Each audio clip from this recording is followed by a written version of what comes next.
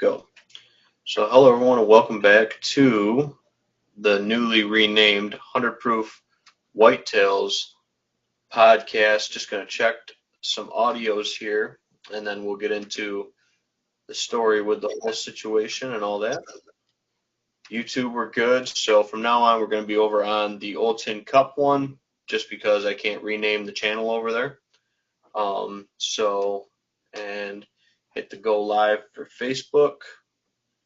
And let's see. Hopefully we should be good over on Facebook. And we are set on Facebook. So welcome back everybody, and hopefully I don't mess up this name too much. Again, this is all brand new to me. This is going to be episode 1 of 100 Proof Whitetails. So we'll talk about why that is and everything like that, but I just wanted to welcome everybody and apologize for not getting on last week. Again, we'll bring that story right around to explain what was going on with that. We're still going to continue to do the infinity bottle we did with the previous podcast name and all that stuff, so we'll be giving one of those away probably in another 8 or 10 episodes or so. Again, we're on episode 1 right now just because life happens. So last week, I guess we'll start with the good news and life updates. Last week, me and my wife went for a nice trip down to Virginia, Tennessee, and Kentucky. Spent a couple days in Pigeon Forge, kind of a day in Kentucky, and a day in Virginia. Made kind of a nice little round trip out of that. So we were able to get some nice away time. Still out of work with my arm. It's feeling much better. I'm just waiting for my follow-up appointment and my doctor to clear me so I can go back to work. Missing all the guys. I'm probably going to go see them tomorrow.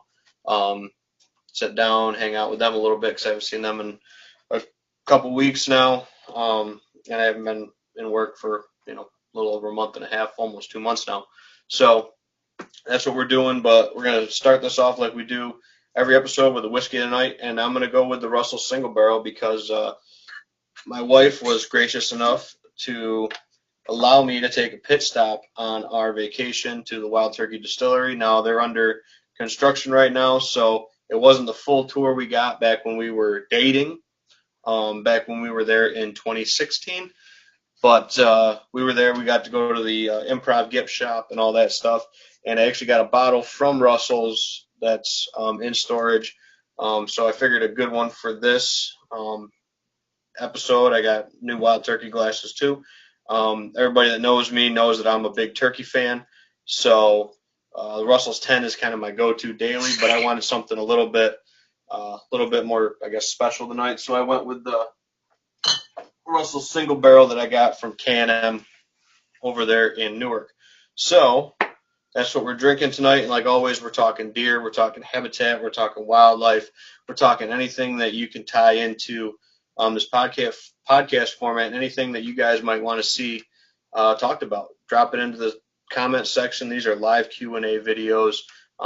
Same premise, same thing I've been doing for the last whatever it's been, 8-10 years with these live Q&A videos. Now we just kind of do it in a podcast form, and got a new name, just because.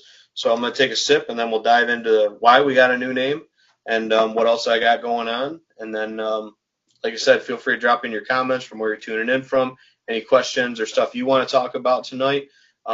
We'd love to hear from you. I really appreciate you guys sticking with us, even with the name change and all that good stuff. So cheers to everybody at home. And thank you all for tuning in. Man, if you can find a Russell Single Barrel, I would definitely go with it. And if you can't find the Single Barrel, the Russell's 10 is a great option for that. So yeah, so here we are, new name, same format. We're here at the bar, or I'm here at the bar tonight. Nate's got dad duty. Nate's not leaving or anything like that. But I guess we'll just cut to the chase with what's going on and why we're having the issues that we're having. It had to rename, all that stuff. We got actually served a cease and desist letter. So we are no longer able to use our previous name of the podcast, the one that we had the hoodies for and all that stuff. And thank everybody that supported us with those first 28 episodes or whatever it was. I think we were going to be on episode 29 tonight of that previous name, but yeah, we got served that cease and desist, and apparently we were getting too big for our britches, and was too close to another company's name, and they served us with a letter from their attorney, and so instead of fighting it and tying up money into a net loss of something that's supposed to be fun and enjoyable and helpful for you folks, we just decided to forego all that kind of legal crap with it. Even though we might have had a case to fight it, we decided to just rename it to keep giving you guys, the content that we can give you, and not cause any lapses in that. So I'm in the process of renaming and rebranding everything, so to speak.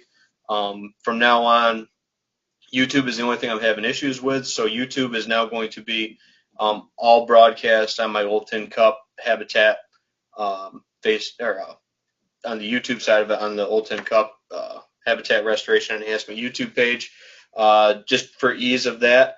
The other one, I'm going to be pulling the content off of it that I can, editing it if I can, and then putting that up on the Old Tin Cup page as well. While I'm still out of work and have time where I can sit down during the day and pull and edit episodes and get them up there, and hopefully figure out how to get some of the old name out of those videos, in a productive way or whatever, and still be able to put that content up for you guys to have. And then I got about 30 days to get the content down that we had, or edited, or whatever you want to call it, but we can't use our previous podcast name or previous live video name anymore. So now we are 100 Proof Whitetails.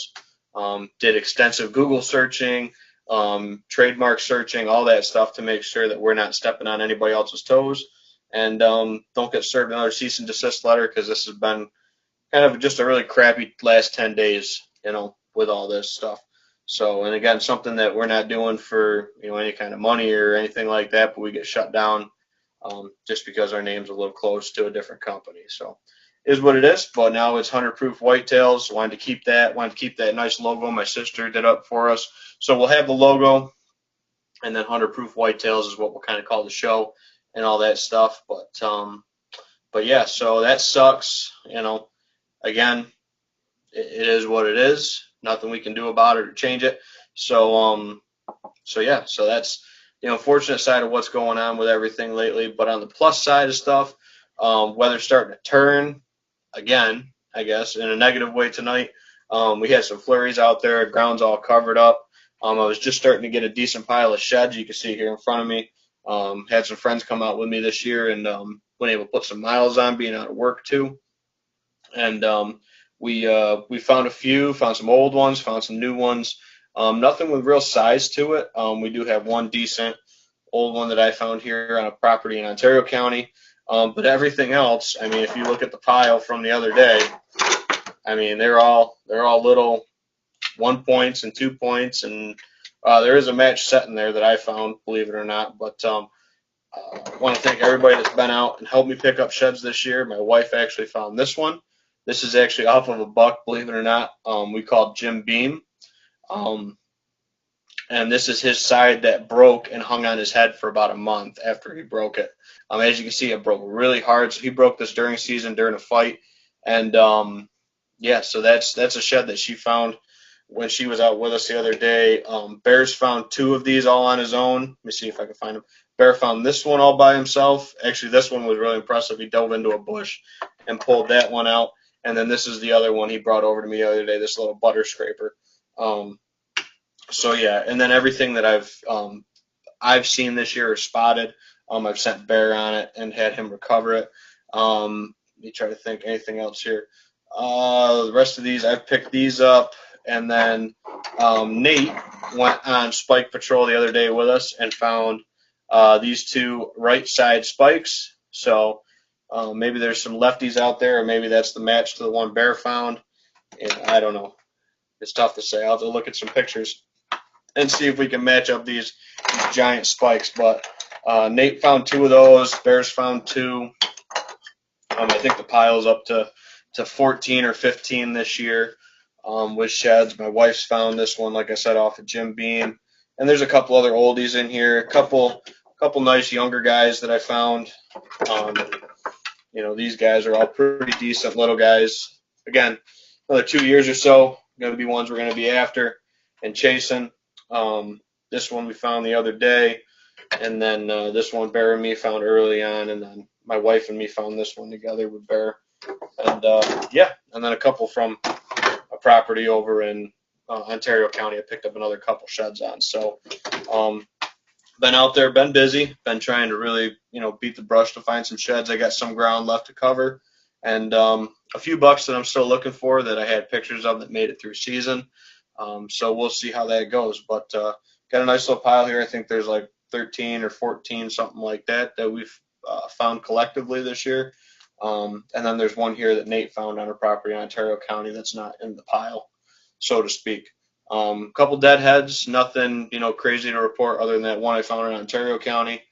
No deadheads, knock on wood, for the properties that I have permission to hunt, not just shed hunt. So yeah, so hopefully that stays true and tracks. We found a couple dead does this year actually. I think we're at 2 fawns and 2 mature does right now, which isn't that bad. I mean, that's typical car hits or whatever, or ones that got hit during season and not recovered. It's tough to say, but yeah, so that's good that the numbers are pretty low. We're not finding a bunch of bucks or anything like that, which is good, and a bunch of little young guys. And like I was talking to a buddy of mine the other day, with good property and good management, even when you do harvest those upper age class bucks or some bucks off that property, it's like a vacuum. You do pull a lot more bucks in off surrounding parcels. So that's something I'm looking forward to, is maybe some new guys on the block. There's again a couple bucks that we're hoping, we got pictures of after season that survived, and we'll see where that tracks and takes us. A couple of these guys were after season guys, couple maybe 2.5s or really nice 1.5 years. Tough to say.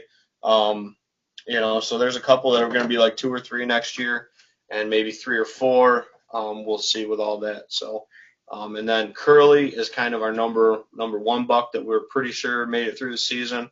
I think he shed out really early though, judging by where he was, and then a big deer showed up with big pedicles exposed. So I think Curly shed really early, and unfortunately I haven't been able to find his sheds yet. There's a couple more little blocks I want to look at before I completely rule out finding Curly's. I found Curly's completely away from where I expected them to be last year, so maybe they're back over where in that one block where I found them last year. So he'll be a really good buck this year. He'll be 5 this year, but he's a super docile buck.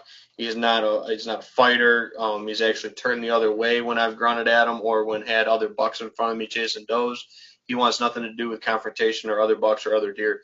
He's a super loner. Even after season, he's all by himself. The only year that he was together with other bucks was when it was the Three Stooges, Curly, Larry, and Mo. And now with Larry and Mo both getting harvested this past year, it's just Curly left. So he's a really good looking buck. He looked really good and healthy coming out of season, and then maybe he moved off after season 2, and I never got a picture of him after that. So I had pictures of him the day after season, so I got high hopes that he made it. And got a couple other youngins over there, and I heard there's a few other decent ones in the neighborhood that I wasn't maybe getting pictures of, so we'll see if they slot in with me and my dad opening up 4 holes. A couple neighbors taking bucks this year, so maybe we're going to get some newbies on the block, so to speak, chase this year, and that's what I'm looking forward to with it. So let me check the video lines over on the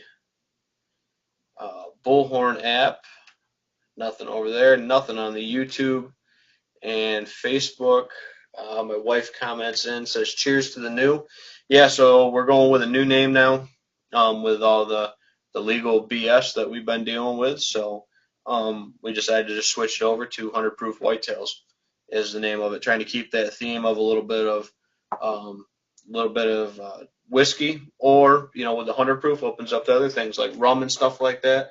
I actually had a rum over here that I want Nate to try, that I picked up to try with him one of these nights. So next time he comes down, we might open that bottle of Hit and Run rum which we might see if he comes down next week because it'll be the first week of baseball. That starts um, tomorrow. I'm super excited. The Yankees look good.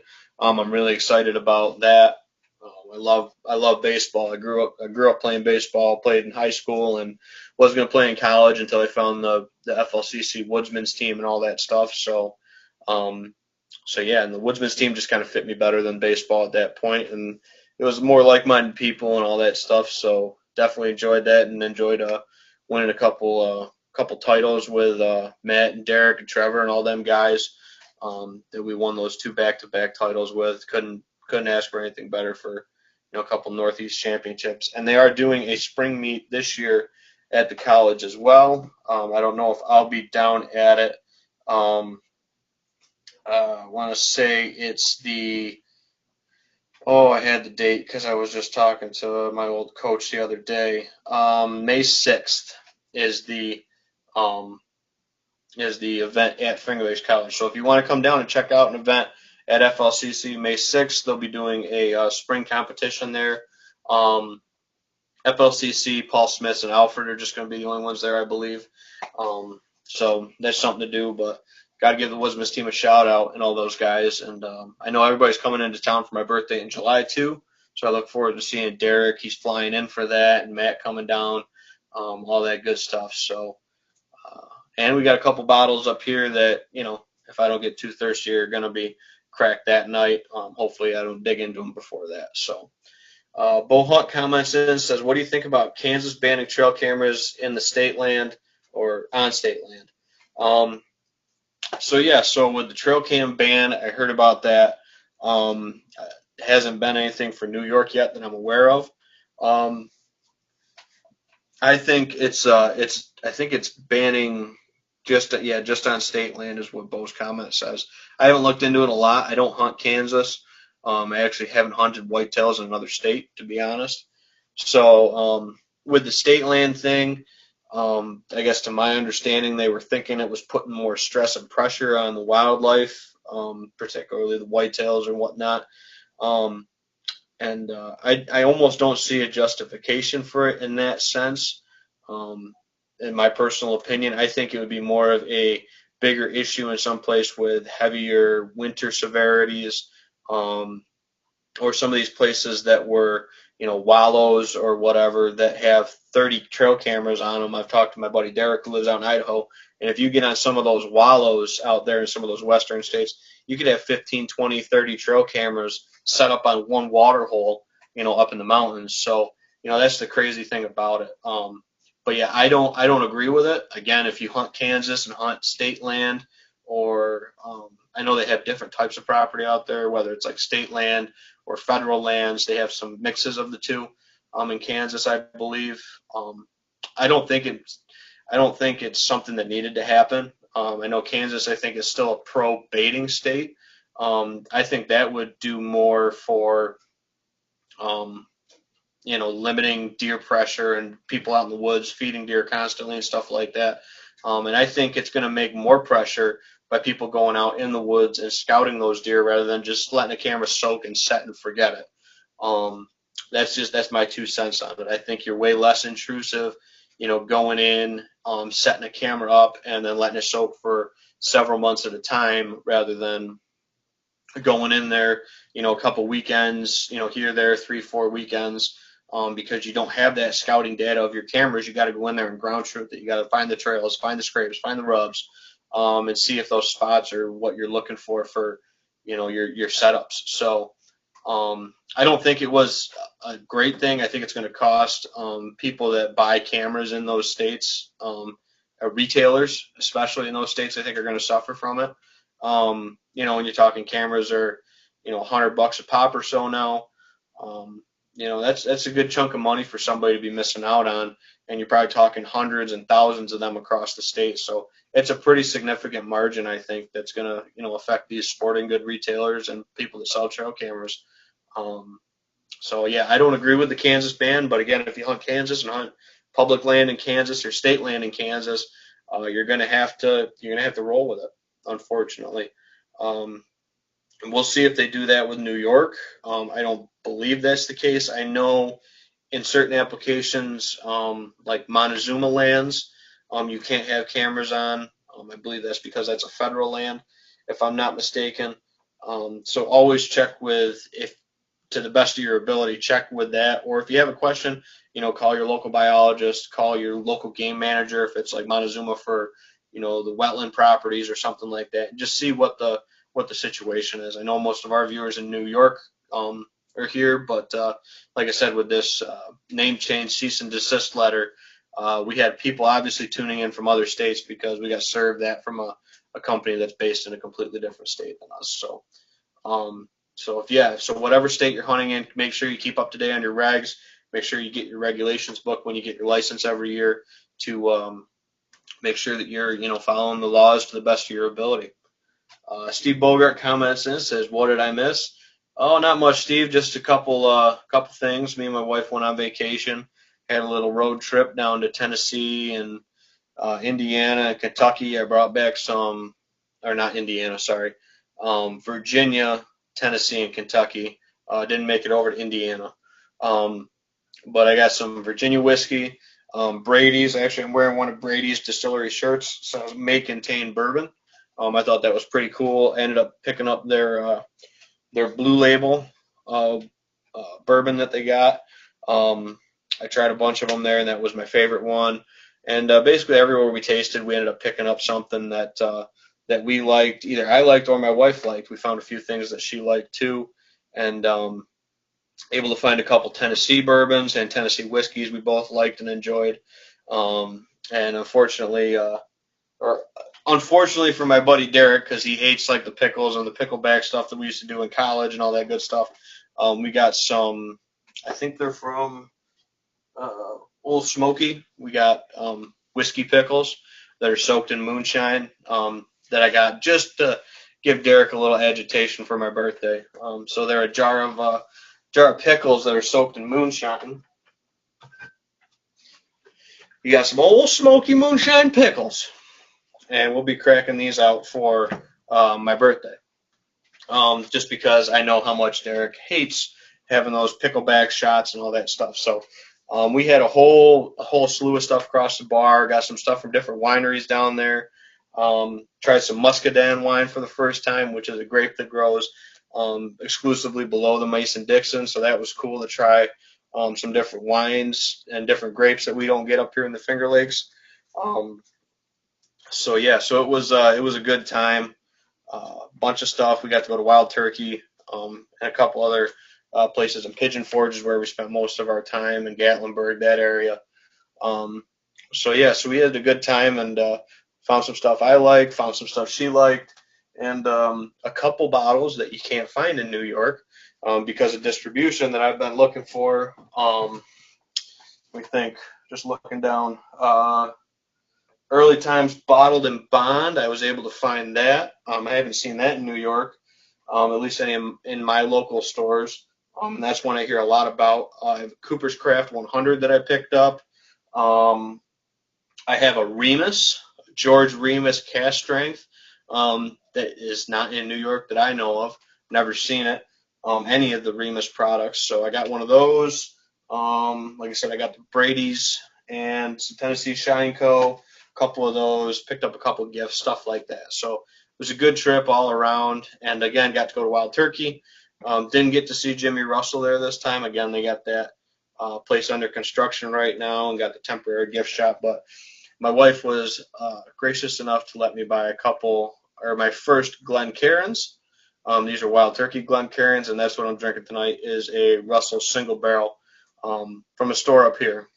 This is one from K&M Discount Liquors over there in Newark that we talk about all the time.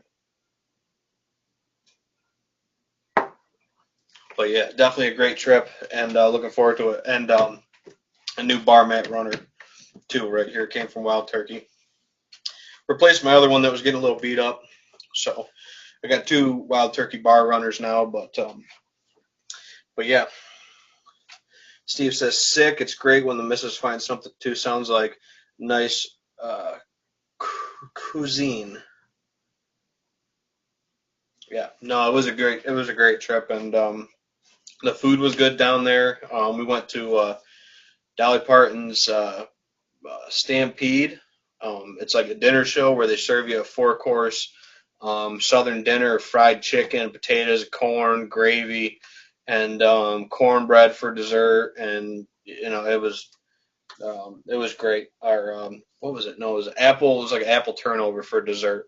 With a little piece of, I think there was a little piece of cornbread with it too. So we went to the Dolly Parton Stampede show, which is cool. Got to see some horse trick riding and stuff like that. And that's something that she saw once upon a time when she was a little girl back in Florida, and she wanted to go see it in Pigeon Forge, and it was right down the road. So would definitely recommend that area to anybody that's going down there. We did a bunch of the scenic byways and some short walks, hikes, whatever you want to call them, to take some nice photos and stuff like that. And just made it a nice trip.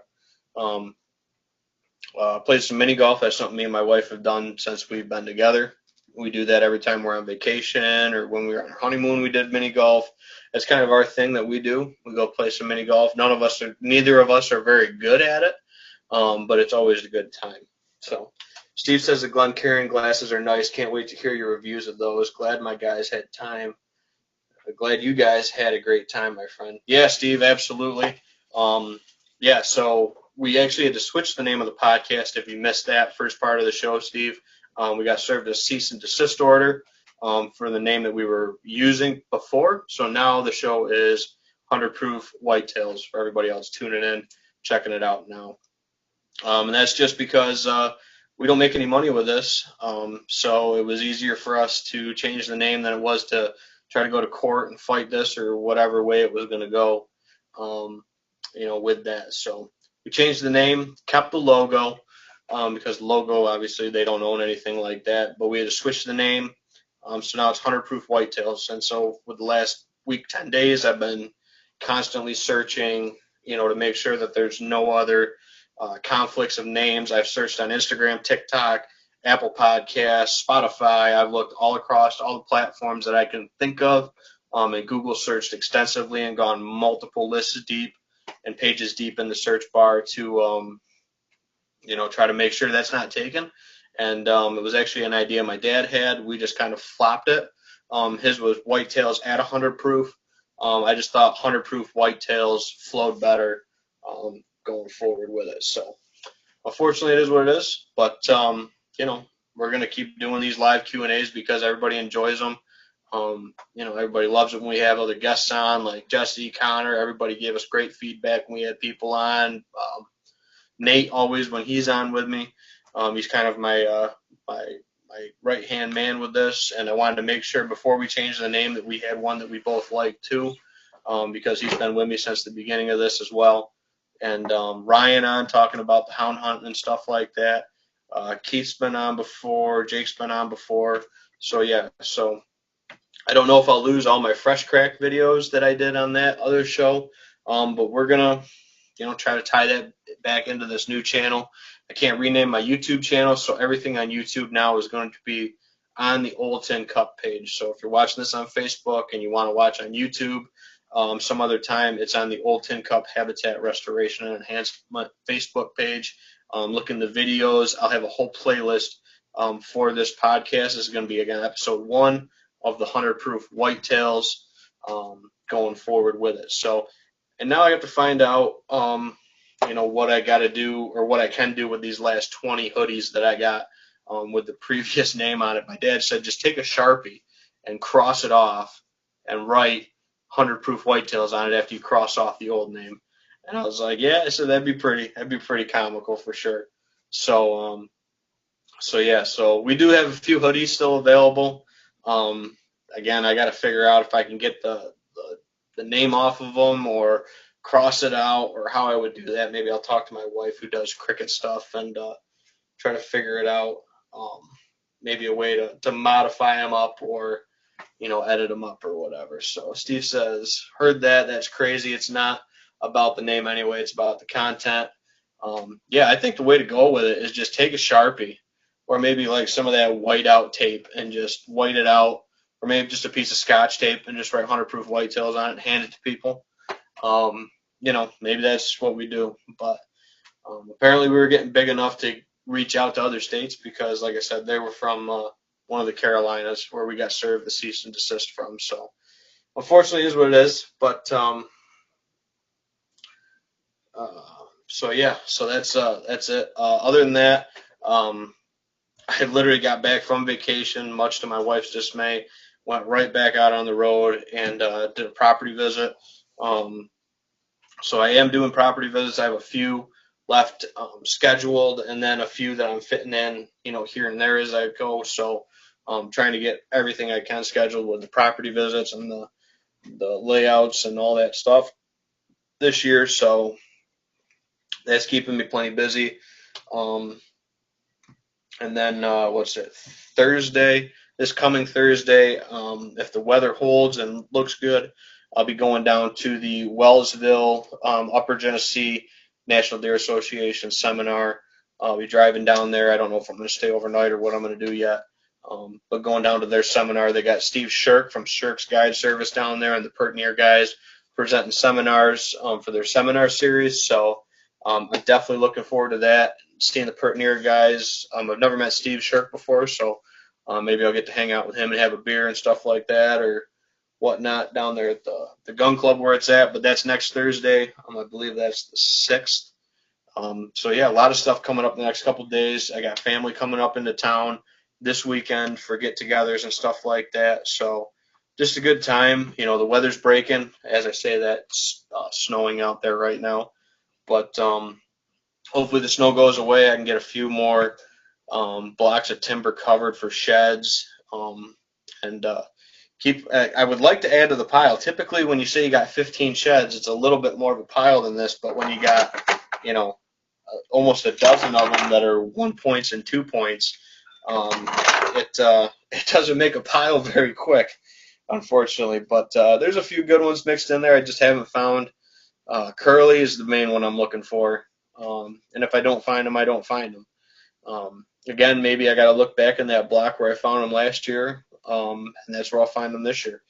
It's tough to say. So we'll see. That section where I found curly sheds last year gets really thick with hogweed early, and we were in there for a quick sweep. That's where my wife found this old one, actually, the other day. And the hogweed was up like crazy already. The honeysuckle was already popping like crazy.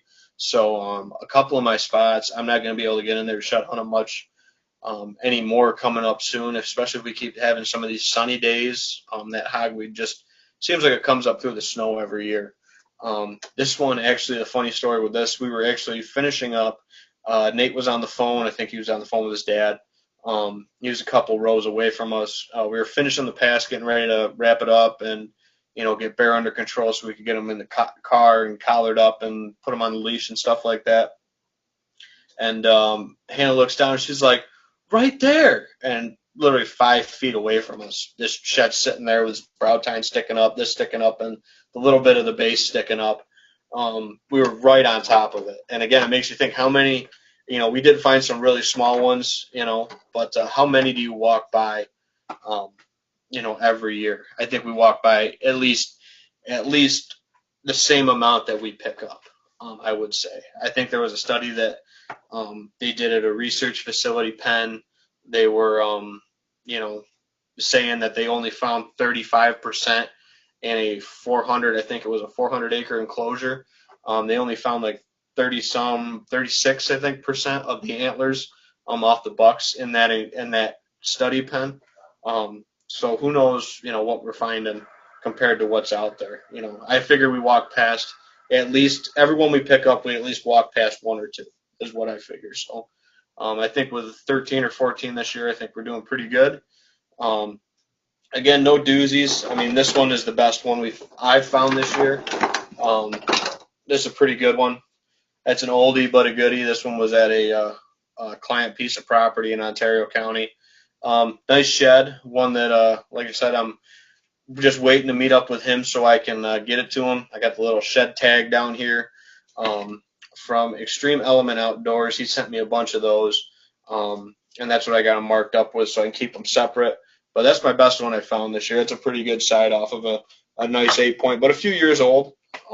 That one was buried in leaves too, just the tine sticking up. So yeah. My mom comments in, says the old man is watching. Hey Dad, hey Mom, thanks for tuning into the first episode here of 100 Proof Whitetails. Like I said, I gotta thank my dad for the name of the name idea. It's just we kind of reversed it for easier flow, a little bit shorter, more compact and stuff like that. Um, so yeah, so thanks Dad for the name suggestion and putting your brain cells together on it and helping me come up with a new name. I really appreciate it. Um, Steve says, what do you do with them? Just decor? I have a whole basket. The fresh ones, I typically peel off the hair and the wax ring. Let me see, this one's got a pretty good one. This one was pretty early. So they got a hair and a wax ring on there. And I'll peel that off, and that's what I use to train my dog to find them. And two of these he found all by himself this year. This one, actually, he brought over to me.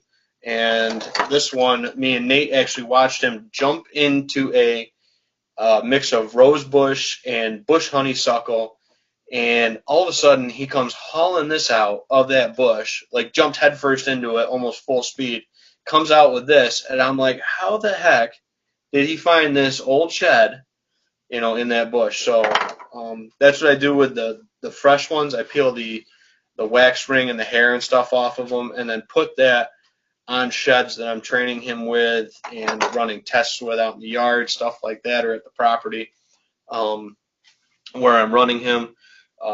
He does pretty good with that. And then again, he's really good at picking up visually. All these other ones that I've ran him on, he's ran right over to them. So I use them for training, and then I use them for just keeping track of specific deer year to year.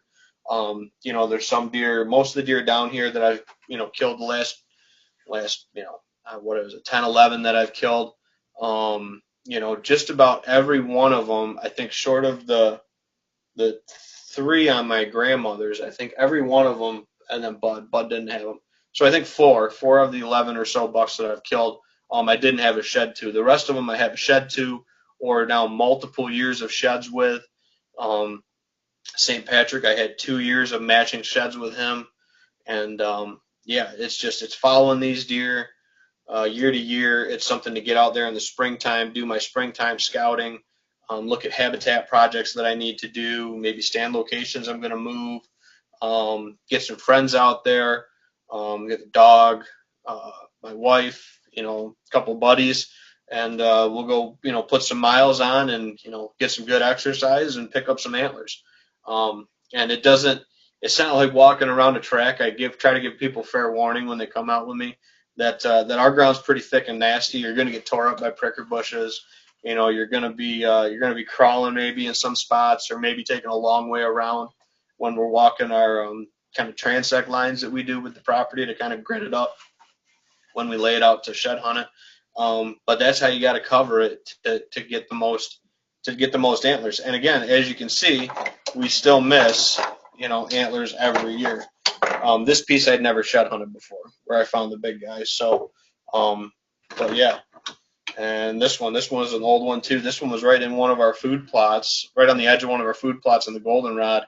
And again, this could have dropped after I walked that section too. So, but right now I think all the bucks that I've had on camera have dropped. So, everything that I've seen has just pedicles, or there was one spike the other day with just one spike. So yeah, so that's why we do it. We do it for the inventory, the stories, the history with those specific deer, obviously training the dog now to do it, and just the camaraderie and all that stuff that goes along with it too. So yeah, Steve says nothing better than just trekking the great outdoors. Yeah, I agree. It gives me a good chance to get out there, and like I said, there's some spots that I'll get into my property, or get into a piece of property that I'm shed hunting and be like, wow, this has really changed in the last 5 years. It's changed a lot with the way the trees are growing. Or one spot we were in this past weekend, I was like, wow, the honeysuckle has just exploded in here over the last couple of years. Or the deer sign's really crazy in here this year compared to years prior. So that's all cool stuff and stuff to catalog and get all that good information with too. So, yeah, checking on the lines. I'm all solo tonight, so I'm checking this out. Bullhorn, nothing going over on the bullhorn side of stuff. Uh, Over on the YouTube, we're all flat, and then conversation here on the Facebook, we're all caught up with everything going on. So yeah. Other than that, again, I had a couple projects that I wanted to maybe try to tackle. Some access trail stuff I wanted to work on and cut in this year, but I'm waiting for the green light from the doctor to see when I can start running a saw, or if I can start running a saw here. I think my follow-up's on the 11th of April. So just trying to figure that out to do a couple habitat projects and stuff like that. I was going to trim some fruit trees. I think I'm going to let them push another year before I do some trimming, just because I was out feeding the horses this morning and the buds on all my trees are swelled right up. So um, I think I might have missed the window with that. Now that my arm's finally getting good enough, or maybe I could run a pair of like hand clippers or something maybe for some of these smaller trees. I might have missed my pruning window with some of them. So we'll see. I might have to just go out and check on them or whatnot. But yeah, like I said, the next couple of days is really just getting together with friends and family, hanging out. I do have a property visit on Friday. Um, that's a small property, so that won't take too long. And then dinner with my folks tomorrow, and my sister and my wife. We're all going to be up at my parents' tomorrow for that, and Friday the visit, and then Saturday I got family coming in from out of town. So just a lot of good time catching up with family coming up over the next couple of days. So maybe I'll get out and do a couple more miles. I'd have to add it up, but I usually get between 4 to 7 miles a trip when I'm out there. Usually, I'm usually walking about 1.25 miles per hour.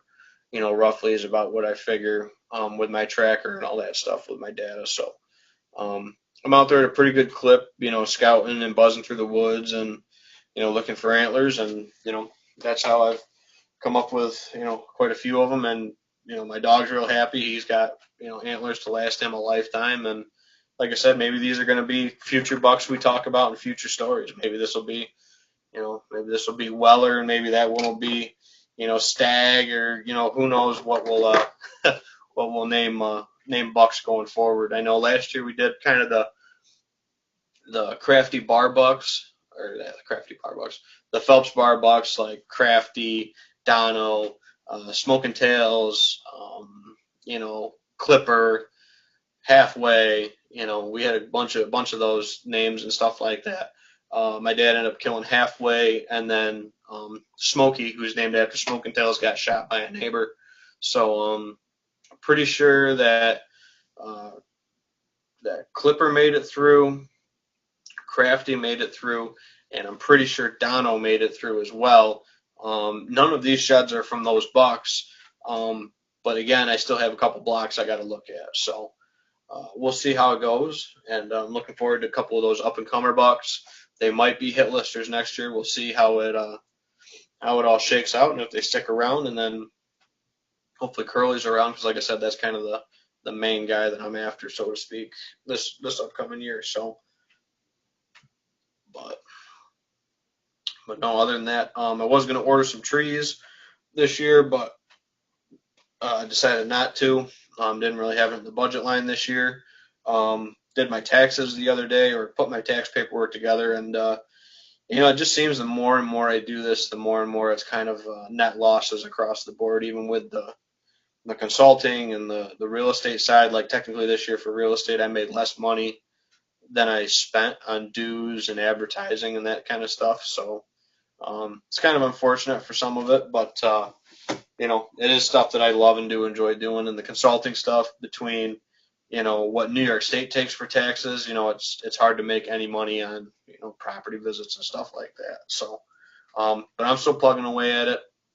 I've had to adjust my pricing the last couple of years to just try to be competitive with competition pricing. And value my service with the family and everything else I got going on. So it's up there more than obviously when I started, but I think that the more that I've done this, the more I offer a better product, the more I offer a better service, and the more properties I've seen, the more situations I've seen, all that stuff, I think helps me always bring a better product to the table. So that's why I'm always, usually adjusting my pricing somewhat every year. It's usually not big increases by any means. And then after, being an independent contractor kind of stuff with that, self-employed, good old New York State takes like 40% of what I'm, charging or whatever. So that's kind of the crappy thing is I wish it wasn't, I wish I could keep the cost down where I wasn't paying the tax in on it.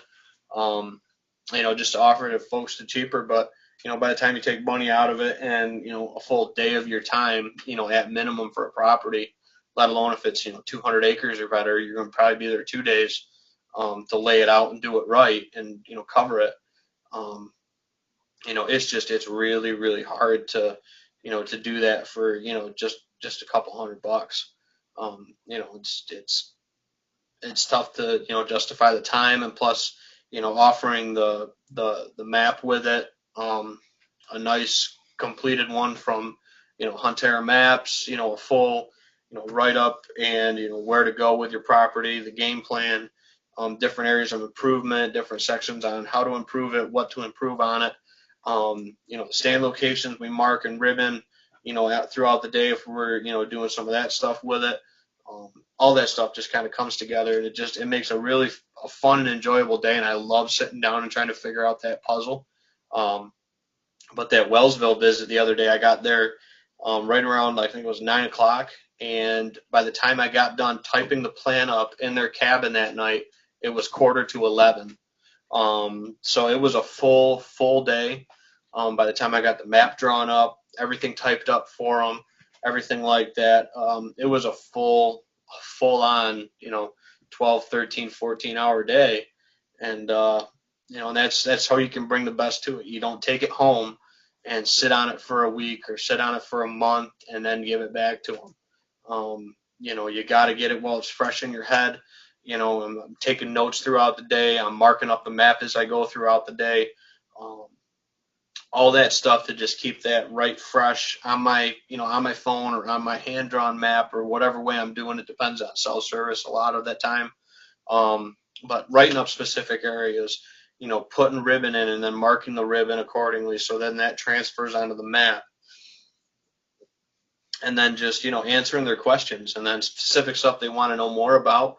That stuff that's going to go more in depth in the write up, or more topic specific in the write up. And then I kind of do a rolling sheet, I call it, for clients, because some of it's similar stuff. And then other stuff, I literally go through the different sections and go through the map, and I'll sit down and I'll plug in what fits and take out what doesn't fit, and just keep rolling that on with every client. And then that way I'm not missing key specific stuff like food plot planting. That's in every one of my my write-ups. That never gets skipped over. But if we're talking about specific plantings and specific fields, we're going to put that into those sections. If we're talking about different blends and different varietals for different seasons, that's going to be put in there as well. Different TSI attacks, what species to look for, what species did we find during the visit that are beneficial to your property, what species did we find that aren't beneficial to your property during that visit. All that stuff, and kind of finding that balance and finding that way that flows for that. And I feel like when I did the longer pages and the longer projects, it just kind of got lost in communication and kind of got buried in the information, and people weren't absorbing it and weren't putting it to use. They wanna go to the ribbon or go to the point on the map and say, okay, Ben said we gotta do beach treatment. We gotta do we're gonna spray it foliarly, or we're gonna hack and squirt, or girdle and spray, or whatever for that type of kill. Or we're gonna go in there and we're going to just do some TSI cutting and cut some of the non-nice form figured form trees, stuff that's got messed up canopies, scars on the sides, really multi-trunked stuff, a lot of that stuff, and just get some cover on the ground, get some structure on the ground, get some sunlight down to the forest floor. And again, looking at that to make sure there's not going to be an explosion of invasives, and not taking too much canopy at once. Starting with like 30-40%, and then getting a little bit more open once you see what's going to come up on the forest floor. But yeah, a lot of times don't go with a big wide open canopy opening, because you can blow up other species you don't want to blow up, namely invasives, a lot of times. And if you can get those snuffed out before you do any improvements, that's always a plus. With your with your TSI work, or canopy reduction, whatever you want to call it, on a piece of property in a project area.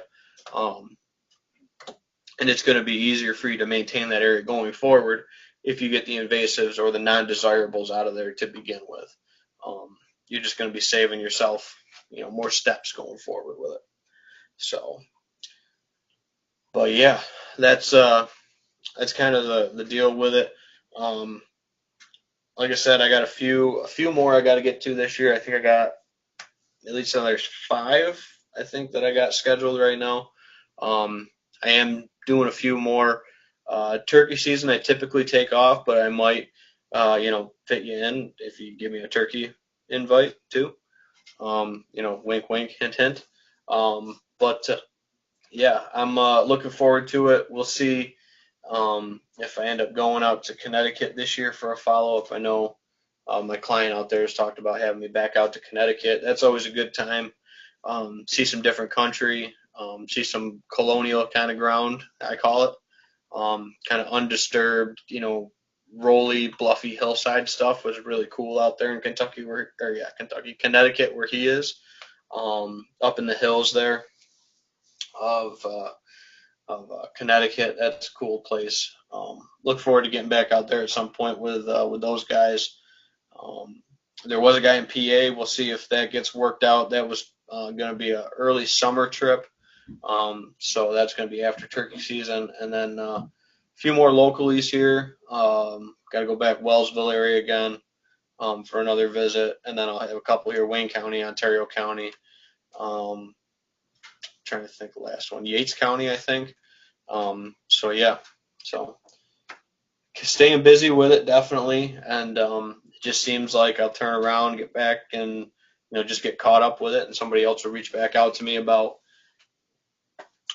one that reached out to me a couple years ago or whatever it might be, and just time to get them scheduled. So, but yeah, enough of me talking about stuff. What's everybody else got going on for topics? What's something you want to hear dove into a little bit? We're gonna go for another 8 or 10 minutes or so. I'm gonna try to keep these new episodes to right around an hour. That way, if I got to go back through and do any editing on them, I can do that pretty easily, and don't gotta cut away 2 hours to sit down and do it. Even though I do enjoy those sessions with the guys and down here, and the topics when they're flowing, but I like to keep them under an hour. Let enough people tune in, drop in for a little bit, say hi, drop in a couple questions, and join the conversation for a bit. And yeah, me and Nate got a couple things planned. Want to definitely reach out to Ethan and Taylor. They were going to come on back in, I think, January. And then they had a family emergency come up, and that got pushed off. So I'd like to definitely get back together with those guys. I'd like to have Mike Deanna back on following the Trout Derby this weekend. So that's another thing coming up local. The Trout Derby will be this weekend with the Upstate New York Sportsmen's. They run that, so that's a really good event. Maybe I'll just give all the Whitetails and Whiskey podcast hoodies to the kids or whatever, the old hoodies with the old name and logo, and that way I can give the kids some hoodies to keep warm on that day. And then but yeah, Deb and Gerald Kiddo tuning in, says, hey Ben, nothing to contribute but awesome antlers. Thank you. Yeah, we found a few this year. These have been a couple places over. Ontario County was a couple of them. I think three of them. Yeah, 3 of them were over there. And then we found 10 or 11 over on Mom and Dad's piece this year. So we're doing pretty good. A couple old ones, and not with very much size to a lot of them. I mean, even got quite a few butter scrapers. This might be the year of the spikes. Nate found two of these the other day. Bear found a spike, and then I found these barely not a spike. This match set, which I just happened to luck onto this. As thick as our ground is, I was walking through this big gnarly berry patch, and I came up on an open area about the size of a truck hood, and this little match set was sitting there just plop plop right side by side. So again, barely legal, barely over spikes, so to speak. But again, we don't have that many older bucks because we were blessed to have a good year. Taking both of our bucks. A couple of the neighbors killed some nice bucks too. So we got a lot of young guys walking around, and that's what I've heard from a lot of neighbors and local friends and stuff like that. Like there's a lot of young bucks around, which is good that there's a lot of good stock, and we can keep that age triangle kind of progressing every year.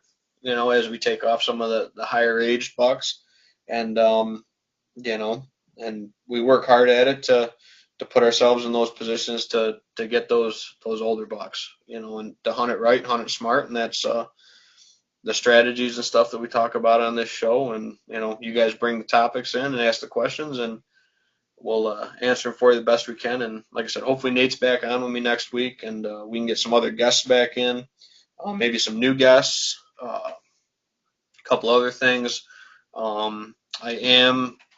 I finalized my dealer thing with Seedway this year, so I will be getting seed again to do my Nebraska blends for folks. So if you want to learn more about that, or ordered last year or missed out on it last year because I sold out, get a hold of me soon and early. I got to get a hold of Mason this week. Hopefully tomorrow I can get a hold of him, being the end of the week. He's typically a little bit less busy end of the week. I'll get a hold of him and see what delivery date estimation is for that, because I'd like to get that stuff out definitely by May. I'd like to be able to get it into Heritage says they want to carry it for me, and then we'll do our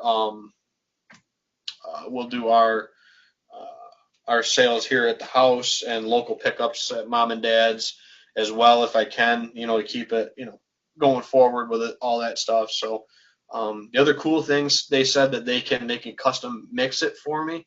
I have to figure out if there's any additional cost with that, or if I'm going to still be mixing it up in my garage. We'll see. So, but yeah, so the seed thing's going good. And then playing around this year with a couple clover blends and those kind of varietals, and then figuring out cereal grain seed. That's another thing I got to talk to Mason about, is the pricing for cereal grain stuff. So if people want to get a hold of me to pick up some rye or wheat or whatever it might be, to mix into your plots, to save your plots, or whatever it might be, hopefully I'll be able to provide that as well. So, but definitely the Nebraska blend is going to be back on the table this year. And maybe we'll call it the 100 proof blend, kind of keep it with the same theme as the podcast and all that stuff. Deb Drill commented back in and said, also love to see your vacation haul. Yeah, that was, we touched on that earlier in the show, but yeah, that was nice. Definitely got some good stuff on vacation, some stuff you can't find in New York. Some small distillery stuff from that one in Virginia that we went to, Brady's. I'm wearing their shirt tonight, actually, because I'm doing laundry from vacation, and this wasn't a dirty shirt yet. So, yeah, and then went down to Wild Turkey. That's probably my favorite distillery, and that's what I'm drinking tonight is Wild Turkey single barrel that I got. Again, this was a local one I picked up from K&M in Newark, giving them another shout tonight. So, but yeah, but that's about it, guys. I want to thank everyone for tuning into this, and everybody that's joined the conversation, all that good stuff. Again, for the future of this, we'll be doing everything through the Old Tin Cup Habitat Restoration Enhancement YouTube page. And that's where we'll be streaming it from now on, because I can't change the name of the YouTube channel, and I don't want to relaunch another one. And my wife said, why don't you just keep it on your Old Tin Cup one and make it its own playlist? They said, yeah, that's probably the best idea. So that's what we're doing with the YouTube side of, the broadcast or whatever. It'll be also up there to watch. If you didn't get all this, didn't see the whole episode and you want to watch it again, you can watch it over there. We'll always be doing them streamed additionally on Facebook here for you guys to check out and tune into the conversation with. And then again, always on the Bullhorn app. And we're talking about having a call-in guest, hopefully in the next couple weeks to call in on the Bullhorn side of stuff to join in the conversation as well with us. So I want to thank everyone for joining in, the continued support from the first podcast that we did. Before we had to change the name and all that, drama that went along with that. So now we're beginning fresh. We're going right in. 100 Proof Whitetails is the new name of the podcast and the live Q&A show. So well, thank everyone for tuning in. I really do appreciate this, so much from everybody, all the support. The people that I reached out to with the name ideas, that we were kind of tossing around out there, that gave me the feedback. My dad for coming up with the name, the new name, to keep us out of the courtroom, so to speak, I guess. And but yeah, it's all thanks to you guys. This is why I do it. I do it for helping out folks and trying to answer your questions and topics and stuff that you guys want to hear talked about, and maybe some comic relief, from other guests on the show or us when we're laughing and making fun of each other, whatever it might be, and just having a good time. That's all this is. It's not about trying to make money, get rich or anything. It's just a bunch of guys sitting around, having a drink or two, and shooting the bull and having conversations with you folks at home. So thanks everyone for tuning in to episode 1 of the 100 Proof Whitetails podcast live Q&A.